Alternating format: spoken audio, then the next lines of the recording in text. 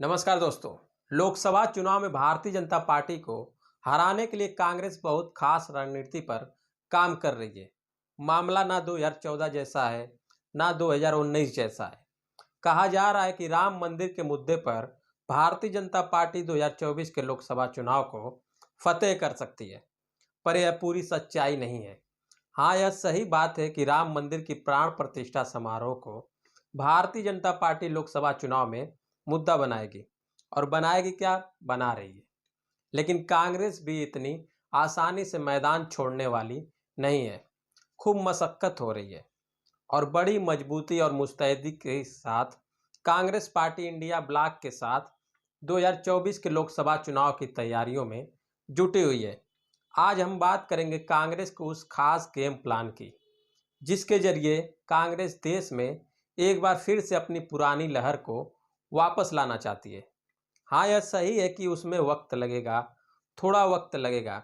शायद 2024 के लोकसभा चुनाव में कांग्रेस उस मजबूती के साथ ना आ पाए, लेकिन जब इंडिया गठबंधन का ब्लॉक सामने खड़ा होगा, इंडिया गठबंधन जब एकजुटता के साथ आगे आएगा, तो जाहिर तौर पर जो चुनाव के नज़ारे होंगे और जो चुनाव के परिणाम होंगे, वो बड़े दिलचस्प होंगे। बार बार यह बात कही जा रही थी कि इंडिया गठबंधन को जिस तरीके से सक्रिय होना चाहिए था, क्योंकि 2024 आ चुका है। 2024 में भी 5 दिन गुजर चुके हैं और वैसी स्थिति में जो एक्टिविटी दिखाई देनी चाहिए थी इंडिया गठबंधन की, वह दिखाई नहीं पड़ रही थी। हालांकि यह मीडिया परसेप्शन बना रहा था कि इंडिया गठबंधन के तमाम दल अपने अपने स्तर से बैठक करके अपने अपने स्तर पर चुनाव की तैयारियों को अंजाम देने में जुटे हुए हैं। 22 जनवरी की तारीख जब बीत जाएगी, तो आपको कांग्रेस पार्टी समेत इंडिया गठबंधन के तमाम दल, उन सब की एक्टिविटी, उन सब की कार्यशैली, उन सब की कार्यक्रम जो हैं, आपको दिखने शुरू हो जाएंगे, वो भी जमीनी स्तर पर। अब आपको बताते हैं कि राहुल गांधी की भारत जोड़ो न्याय यात्रा शुरू हो रही है। इसको भारत जोड़ो यात्रा का दूसरा चरण भी माना जा रहा है। अब समझने की बात यह है कि भारत जोड़ो यात्रा इस बार लगभग वैसे इलाकों से गुजरेगी जहां कांग्रेस बहुत कमजोर है, जहां भारतीय जनता पार्टी बहुत मजबूत है। और इन इलाकों में कांग्रेस पार्टी के पूर्व अध्यक्ष राहुल गांधी यात्रा करेंगे, समाज के सभी वर्गों से मुलाकात करेंगे, और समाज के सभी वर्गों के साथ साथ इंडिया गठबंधन के जो नेता हैं, बाकी दूसरे दलों के जो कार्यकर्ता हैं, वह भी राहुल गांधी की इस यात्रा में आपको नजर आ सकते हैं। तो एक तरीके से जो जमीनी स्तर पर इंडिया गठबंधन का संगठन है, वह राहुल गांधी इस यात्रा के बहाने आपको नजर आ जाएंगे। दूसरी तरफ तमाम विपक्षी दलों के जो मुख्यमंत्री, उप मुख्यमंत्री, जो केंद्रीय एजेंसियां खास तौर से ईडी के निशाने पर हैं, भारतीय जनता पार्टी कहीं ना कहीं अपना ही नुकसान कर रही है। क्योंकि जैसे जैसे ईडी सक्रिय होती जाएगी, जैसे जैसे केंद्रीय एजेंसियां एक्टिव होंगी, वैसे वैसे इंडिया गठबंधन के दल और एकजुट होते जाएंगे और मजबूती से चुनाव लड़ेंगे। तीसरी तरफ आपको बताते हैं कि दक्षिण भारत जिस तरीके से उत्तर भारत में भारतीय जनता पार्टी अपने चरम पर है, हिंदी पट्टी के राज्यों में, जिसे बहुत सारे लोग गोबर पट्टी भी आजकल कह रहे हैं। हालांकि इन शब्दों से हम इत्तेफाक नहीं रखते हैं। ठीक उसी तरीके से जैसे उत्तर भारत और हिंदू पट्टी के राज्यों में भारतीय जनता पार्टी मजबूत है, वैसे ही दक्षिण भारत में कांग्रेस की चमक फिर से वापस लौट रही है। कांग्रेस का आभा मंडल दक्षिण भारत में फिर से निखरता हुआ दिखाई दे रहा है। तमिलनाडु में जहां कांग्रेस डंके के साथ अपने सहयोगियों के साथ सत्ता में है, वह वहीं तेलंगाना व कर्नाटक जैसे राज्यों में कांग्रेस की अपनी सरकार है। केरल की बात कर लें तो केरल में कांग्रेस विपक्ष में है, लेकिन इंडिया गठबंधन का ही दूसरा दल लेफ्ट वहां सरकार में है। खुद राहुल गांधी केरल से ही, केरल की वायनाड सीट से सांसद हैं। बचा हुआ था आंध्र प्रदेश, और आंध्र प्रदेश में जिस तरीके से शर्मिला रेड्डी को कांग्रेस में लाया गया है, बड़ी भूमिका दी गई है। माना जा रहा है कि शर्मिला रेड्डी को आंध्र प्रदेश कांग्रेस कमेटी का अध्यक्ष बनाया जा सकता है। और जिस आंध्र प्रदेश में कांग्रेस बेहद कमजोर थी, जिस आंध्र प्रदेश में कांग्रेस प्रभावी रूप से शून्य की स्थिति में थी, अब कांग्रेस वहां पर लड़ाई को त्रिकोणीय करती हुई दिखाई दे रही है। आंध्र प्रदेश में दूसरे दलों के कई नेता कांग्रेस में शामिल होने को आतुर हैं, क्योंकि आंध्र प्रदेश में नेतृत्व की कमी थी और शर्मिला रेड्डी के पिताजी थे राजशेखर रेड्डी, सोनिया गांधी के बड़े करीबी थे, गांधी नेहरू परिवार के बड़े विश्वास पात्र थे। और एक बार फिर से शर्मिला रेड्डी कांग्रेस में आ गई हैं, कांग्रेस में शामिल हो गई हैं। और आपको बता दें कि लोकसभा की 132 सीटें हैं। जी हाँ, 132 सीटें हैं लोकसभा की दक्षिण भारत में।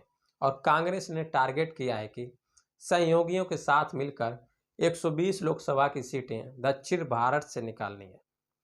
बाकी का काम बिहार, झारखंड, उत्तर प्रदेश में पश्चिम बंगाल जैसे राज्यों से होगा।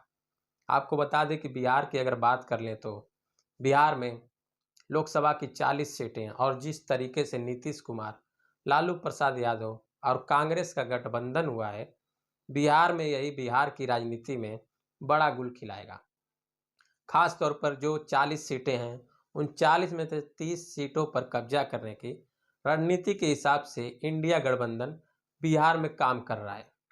झारखंड में जिस तरीके से परेशान किया जा रहा है हेमंत सोरेन को, वैसे में हेमंत सोरेन के प्रति सहानुभूति की भावना झारखंड में भी दिखाई दे रही है। अब समझिए कि पश्चिम बंगाल में जहां बीजेपी को जहां बीजेपी को पिछले लोकसभा चुनाव में 18 सीटें मिली थी, वहां तमाम इंडिया ब्लॉक के गठबंधन के दल अलग अलग लड़ रहे थे। और अगर एक नीतिगत गठबंधन भी बनता है तो पश्चिम बंगाल में कांग्रेस आम दलों का तृणमूल कांग्रेस को तो 30 से ज़्यादा सीटों पर कब्जा यह गठबंधन कर सकता है। और आने वाले वक्त में आपको इसकी धमक सुनाई पड़ेगी। गठबंधन का यह चेहरा आपको निश्चित तौर पर दिखाई देने वाला है। और फिर जिस तरीके से राजस्थान में, छत्तीसगढ़ में, मध्य प्रदेश में कांग्रेस के जो पूर्व मुख्यमंत्री हैं, उन सभी को लोकसभा चुनाव की तैयारियों के निर्देश दिए गए हैं। अब आप समझिए कि छत्तीसगढ़ में भले सरकार कांग्रेस की चली गई है, लेकिन वोट प्रतिशत कांग्रेस का 40% के लगभग रहा। राजस्थान में, मध्य प्रदेश में कांग्रेस ने सम्मानजनक वोट हासिल किए। अब चाहे भूपेश बघेल हों, अशोक गहलोत हों, दिग्विजय सिंह हों, कमलनाथ हों, सबको लोकसभा चुनाव की तैयारियों में जुटने का निर्देश दिया गया है। और कांग्रेस के तमाम पूर्व मुख्यमंत्री इस बार लोकसभा चुनाव लड़ते हुए आपको दिखाई देंगे। ये तैयारियां हैं कांग्रेस की, और कांग्रेस जिस तरीके से तैयारियों में जुटी हुई है, खास तौर पर आप समझिए कि 22 जनवरी की तारीख को लेकर, अयोध्या के कार्यक्रम को लेकर बीजेपी बहुत उत्साहित है। ठीक वैसे ही राहुल गांधी की यात्रा को कांग्रेस उत्साहित है। राहुल गांधी अपनी यात्रा मणिपुर से शुरू कर रहे हैं। भाजपा को मिर्ची लग रही है। मणिपुर से क्यों? मणिपुर अलग अलग कारणों की वजह से पिछले कुछ दिनों से काफ़ी चर्चा में रहा है। और ऐसे में राहुल गांधी का मणिपुर में दौरा करना नॉर्थ ईस्ट में भाजपा की संभावनाओं को पलीता लगाएगा। चारों तरफ से घेराबंदी कांग्रेस करने जा रही है। रह गया उत्तर प्रदेश, तो उत्तर प्रदेश को लेकर के भी कांग्रेस अंदर खूब मंथन चल रहा है। समाजवादी पार्टी निश्चित तौर पर उत्तर प्रदेश में विपक्ष की सबसे बड़ी पार्टी है। लिहाजा उत्तर प्रदेश में लोकसभा चुनाव की कमान समाजवादी पार्टी के हाथों में रहेगी। कांग्रेस वहां जूनियर पार्टनर के तौर पर अखिलेश यादव के पीछे दिखाई पड़ सकती है। और वक्त की यही मांग है, वक्त की यही नजाकत है। वक्त कह रहा है कि अखिलेश यादव को समाजवादी पार्टी को उत्तर प्रदेश को लीड करने देना चाहिए। वहीं पंजाब और दिल्ली और साथ साथ चंडीगढ़ की बात कर लें तो लोकसभा की 21 सीटें इसमें आती हैं। और अगर आम आदमी पार्टी और कांग्रेस पंजाब, दिल्ली और चंडीगढ़ की एक सीट पर अगर मिलकर सम्मेलन के साथ चुनाव लड़े तो भारतीय जनता पार्टी को यहाँ भी साफ होने से कोई नहीं रोक पाएगा।